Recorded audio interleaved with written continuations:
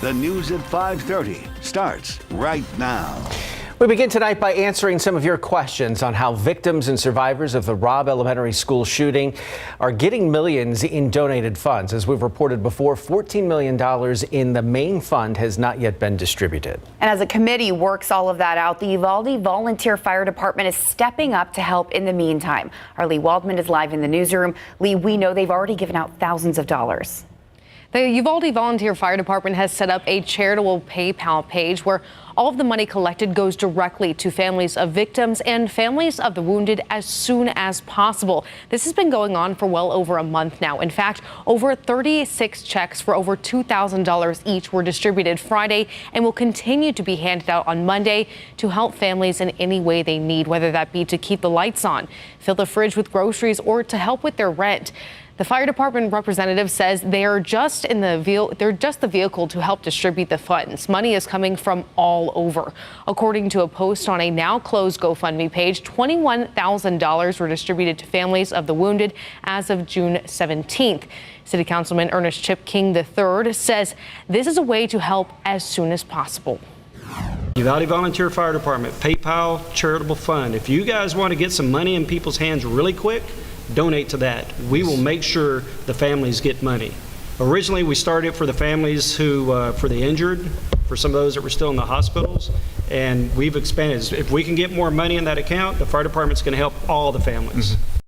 Now, many of you have been asking about the $14 million currently in the Uvalde Together We Rise Fund. Tonight on the Night Beat, we're breaking down exactly what's happening with that money and when it'll get into the hands of people who desperately need it most. Back to you. Thank you, Lee. We'll look forward to that report tonight on the Night Beat. Meanwhile, a live look at the nation's capital tonight. A decision made there earlier this week has sparked a rally here in downtown San Antonio tonight.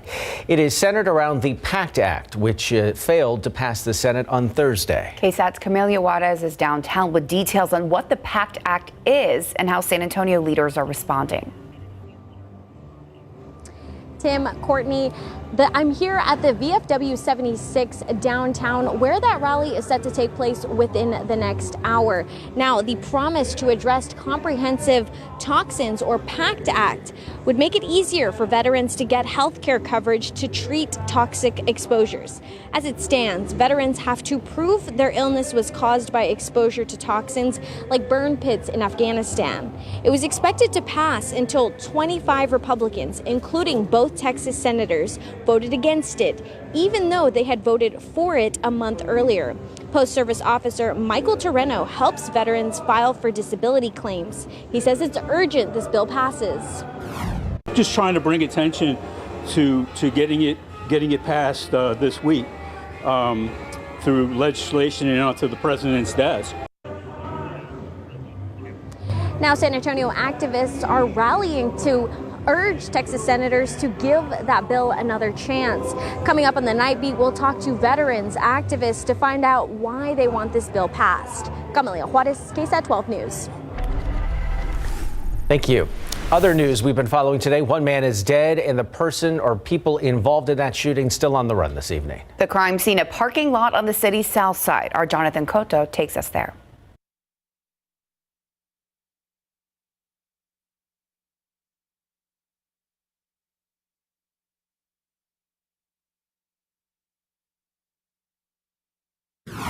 I'm sorry about that. We will have that online if you did not see that story. San Antonio police have tracked down and arrested a man accused of robbing someone in the bathroom of a park. According to an arrest affidavit, 19-year-old Dwayne Holmes and 3 other suspects targeted the victim. Holmes is accused of putting the victim in a chokehold from behind, then holding him down on the ground. Police say the suspects took the victim's watch, money, and car keys, then took off in the victim's car. The victim and a witness were able to give police a description of Holmes that included his red dreadlocks. Holmes was arrested and is charged with robbery. To news happening overnight, a few fires to tell you about, one destroying a home and shed over on the city's west side. Here's a look at the scene. This is in the 3700 block of Beach Street near Southwest 36th Street around 10:50 last night. Firefighters say the fire burned the shed, then spread to the home. It took fire crews about 45 minutes to get those flames under control. Both structures were said to be destroyed. We're told no one was home at the time. Arson investigators now looking into this fire. At last check, there were no injuries reported.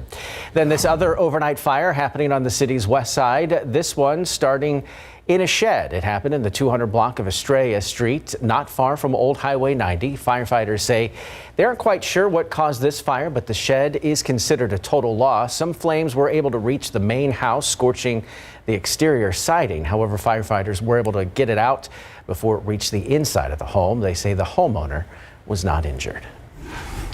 Still ahead on the news at 5:30, search and rescue efforts still underway tonight after historic flooding in Kentucky. The challenges survivors are now facing now that the water has receded.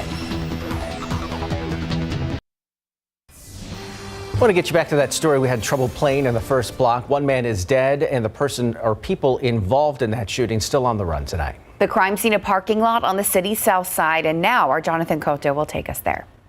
This was the scene at 2:52 this morning on the city's south side. San Antonio police along with EMS arriving at this parking lot in the 4900 block of South Flores and Beatriz Avenue. At the scene, a 28-year-old man shot multiple times and killed. Police say what started as a verbal confrontation later got physical between the victim and the suspect. First responders treated him on scene, but the victim was pronounced dead. Detectives spent several hours canvassing the crime scene, attempting to gather any information that would help them determine what exactly led up to the shooting. The suspect quickly left the scene.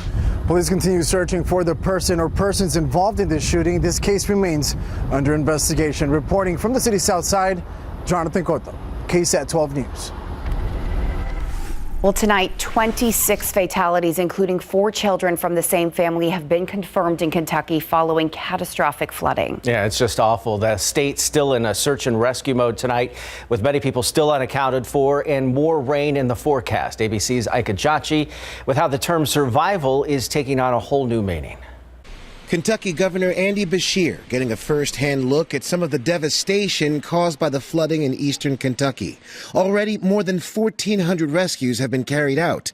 Many residents are still unaccounted for, but the governor offering some hope. We did find a lot of people in the West that we feared the worst for, and as cell phone coverage picked up in the days that followed, we found a lot of people that we reunited with their families. Some of the hardest hit areas are still difficult to reach. You've got some kind of natural disaster. It's usually in a geographically defined area. Well, the geographically defined area here is everywhere. ABC's Mola Lengi is in Kentucky. With more rain in the forecast, officials are taking precautions, trying to prevent more damage like this. This house behind me used to sit right here in front of me before it was swept off of its foundation. Somehow, someone survived this. Carl Hall was on his porch when the water started rushing in. It kept getting deeper and deeper, and time I got to almost to the top, it was up to your neck. Up to my neck. 15 emergency shelters are now open for evacuees, some who've lost everything. I don't know where to start, what to do, where to go. As some begin to pick up the pieces, they're concentrating on the positive. I'm grateful that my family made it out and the Lord took real good care of us.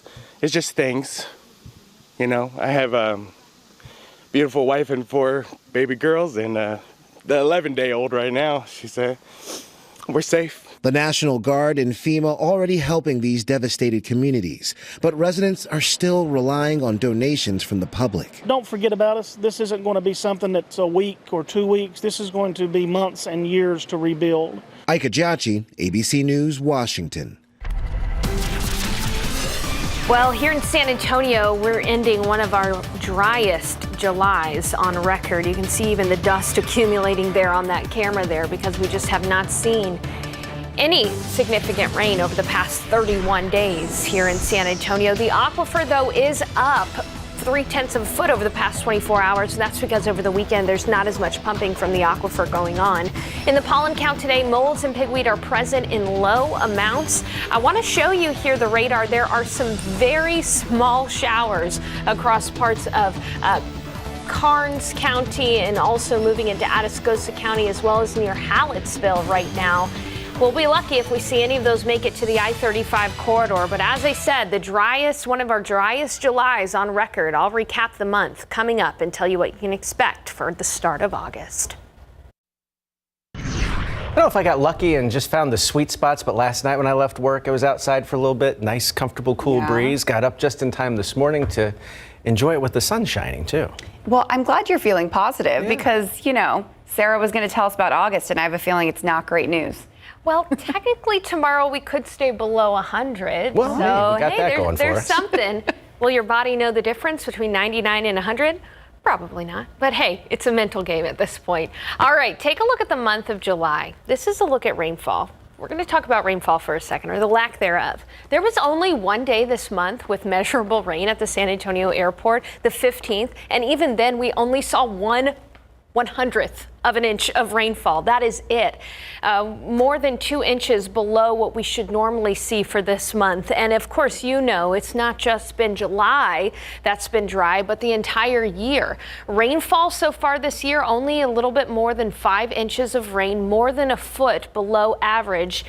And courtesy of the National Weather Service, let's compare our rainfall so far with other areas that have shockingly seen more rain than San Antonio so far this year. Salt Lake City, Utah, more rain than San Antonio. Flagstaff, Arizona, more rain than San Antonio. And Santa Fe, New Mexico, more rain than San Antonio. These areas across the desert Southwest seeing more rain than us in San Antonio. And unfortunately, we're not going to have any big rain chances over the coming days. Tomorrow, a coastal shower or two is possible. That's why there's only a 10% chance for rain. And then by Friday and Saturday of this upcoming week and into next weekend, there's a slightly better chance for rain, but only 20%. So again, not great rain chances for us in the future as we start August, typically our hottest month of the year. Today we did it. We got up to 100 degrees. So congratulations, you've made it through the hottest July on record in San Antonio. Records go back to 1885, by the way. And, you know, 3 degrees shy of a record. Outside right now, it's 99. Winds are gusting up to 22 miles per hour. It is going to be a breezy and warm evening. As Tim mentioned, not too bad outside with that breeze. Winds will be gusting up to about 30 miles per hour. Temperatures will be falling into the 80s. Humidity shouldn't be a factor until after midnight when we see the Gulf of Mexico humidity work its way back in. Monsoonal rains across the Four Corners region and across the nation. Unfortunately, Kentucky is getting more rain, although not flooding rains at the moment. Meanwhile, our attention is focused south of Texas. In the Gulf of Mexico, there's a little bit of a disturbance. You can see that it's producing some rain out there in the middle of the Gulf of Mexico. This is going to be moving to the west throughout the day tomorrow. And so it is going to give us just a little bit more cloud cover for your Monday and perhaps some isolated showers and storms across the coastal plain. So the chance for rain in San Antonio is only 10%, but those clouds could keep temperatures below 100. So that's why I'm forecasting a high temperature of 99 in San Antonio tomorrow. Elsewhere, it'll be 100 in Castroville, 100 in Seguin, 101 in New Braunfels, 96 in Boerne. Not too bad up in the hill country. Definitely still hot, but I'll take 96 over 100 any day. Here's your KSAT 12-hour forecast. Tomorrow we'll be at 90 already by noon, and then in the afternoon, 99 for that high with a 10% chance for a stray shower or storm in the afternoon. Looking at the first week of August, 100 to 102 for the high temperatures. Light Saharan dust returns Thursday and Friday. Coming up on the Night Beat, we're going to talk about how July was the hottest July on record for San Antonio. Yeah, that map said it all. 0.01 inches. Wow. Thanks, Sarah. Larry has joined us to talk about Cowboys camp, full swing now, and you guys are keeping an eye on a rookie wide receiver. Yes, he is third-round draft pick, Jalen Tolbert, and he certainly has a chance to make an early splash this season with a couple of their wide receivers out. Greg Simmons is live to talk with Jalen Tolbert, and a handful of area volleyball teams are ranked in a preseason poll coming up. Camping with KSAT, powered by Davis Law Firm. One of the comeback stories we're watching in Dallas Cowboys training camp this year is linebacker Jabril Cox. He was drafted in the same class as Micah Parsons. We all know what Parsons did as a rookie last season with 13 sacks. But in Jabril's case, his season was cut short when he suffered a torn ACL in Week 7. Now he's been cleared to fully participate in training camp. I'm glad of Mike and everything that he's done, but I know everything happens for a reason, and this was God's plan. So I just wanted to getting injured hurt me, but I knew it was all for a reason, and just come out here this year and just prove myself. Jabril's very bright, very instinctive, but I tell you, he's so smooth. Just the way in his reaction and instincts. Game comes natural to him. I think he's quicker and faster than you may think. But you know, I thought he reached that level of confidence and comfort pretty quickly for a young guy. So, you know, he didn't have a lot of opportunities, but when he did, he made plays. With more, let's take you live to California, where Greg Simmons is apparently living the good life. Greg? Yeah. How about this? Yeah, a nice location. We're coming to you live from the Channel Island Harbor Marina in Oxnard, California, since the Cowboys actually had the day off back in training camp. And one of the rookies we'll have a very sharp eye on during this coming season will be Jabril Cox. Now, he is the third-round draft pick out of the Sun Belt Conference who has a very good chance at starting in Week 1.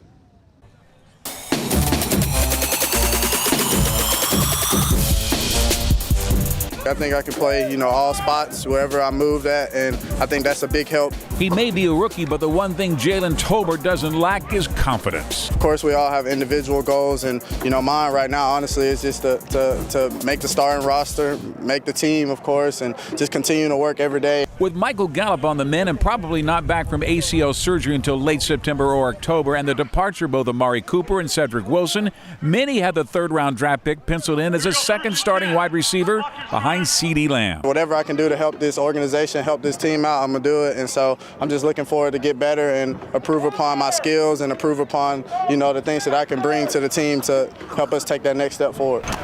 Tolbert joined Dak Prescott and other receivers in Miami this offseason to put in extra work before training camp. We definitely built some chemistry. It was fun to hang out, and also get great work in. We trained at University of Miami a couple days and, had extensive route sessions. And, that was the goal of going to Miami, is to work on time and get everything on the same page. So when we came out here to training camp, we can be, fire and ready to go. Two of the guys that I learned a lot about were Tolbert and Sean McKeon, and just the way that they operate and the way that they think and just the way that they care so much about this game. Dak is not the only veteran working with Tolbert. So is a guy who he could be temporarily replacing, Michael Gallup, who is here in camp. Anytime he sees anything that I do wrong on the field, he comes up to me after and tells me, and, he also congratulates me on things that I do correct. So MG is like a big brother to me as well, and so he's teaching me even when he's not out there.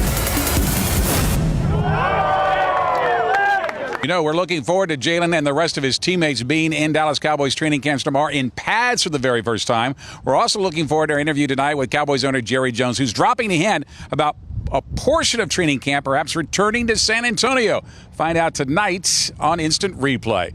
Live from Oxnard, California, Greg Simmons, KSAT 12 Sports. Thank you, Greg. Out in Houston, Texans players are off today before starting 3 straight days of padded practices beginning tomorrow. One big question during camp and leading into the season is, can second-year quarterback Davis Mills be the dude? Center Justin Britt and defensive back Jonathan Owens both feel Davis is on the right track. He's not a rookie. He's not a rookie. He's got experience under his belt, knowledge. He understands the system, him and Pep. Get to work further together, and the relationship between him and the line, what it needs to be, and how he controls things is very professional. He's very good with his eyes. He's very good with his eyes. So that's the biggest thing I've learned, man. He looks more comfortable back there, and just he's reading the defense better, and he can manipulate you and making plays, man. So we're excited. After the first day of practice on Friday, several Texans players said that Mills has taken the role as the leader of the team. We have some sad news to pass along now. NBA great Bill Russell passed away today. He was 88 years old, and he died with his wife by his side. Russell anchored the Boston Celtics dynasty in the 50s and 60s that won 11 championships in 13 years. The last 2 as a player-coach, and he became the first black head coach in any major U.S. sport. Russell was a 5-time league MVP, 2-time NCAA champion and Olympic gold medalist, and back in 2009, Russell called Tim Duncan his favorite athlete. High school volleyball is upon us, and defending state champion Brandeis begins the season as the #1 ranked team in the Class 6A preseason volleyball poll per the Texas Girls Coaches Association. The Broncos open practice tomorrow morning at 8 and will start the season August 8th versus O'Connor at Northside Gym. So a handful of area teams made the Texas Girls Coaches Association preseason poll. In Class A, Brandeis is #1, Reagan #9. In Class 5A, New Braunfels Canyon starts off at #4, and Johnson City is 10th in Class 2A. We will be right back after the break. That's all of our time. Thanks so much for watching. We'll see you back here tonight on the Night Beat. Have a good night.